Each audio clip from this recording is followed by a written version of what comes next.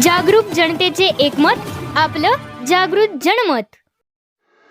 जागृत जनमतचे संपादक विनोद पाटील राज्यस्तरीय महाराष्ट्र भूषण पुरस्काराने सन्मानित।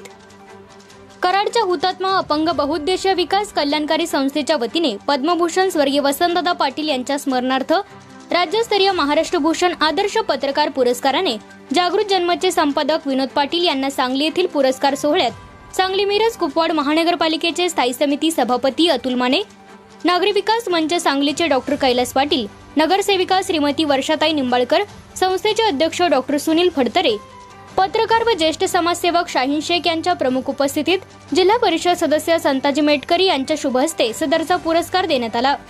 यावेळी नगरसेवक संतोष पाटील, राजेंद्र माळी सांगली, संस्थेचे कार्याध्यक्ष संजय अहिर वाळवा, जयंतराव घोरपडे, डॉक्टर प्रशांत रत्नपारखी कराड, सदानंद माळी कडेगाव, शरणप्पा अचलेर अक्कलकोट, भीमराव काळे कडेगाव, भास्कर पाटील, सुरेखा पाटील चिखलकर, अनिल काळे आदी पदाधिकाऱ्यांसह विविध क्षेत्रातील व्यक्तींना पुरस्कार प्रदान करण्यात आला।